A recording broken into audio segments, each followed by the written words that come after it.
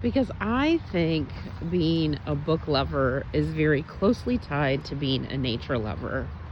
I'm so delighted to find this little trail in a park about a mile from my house.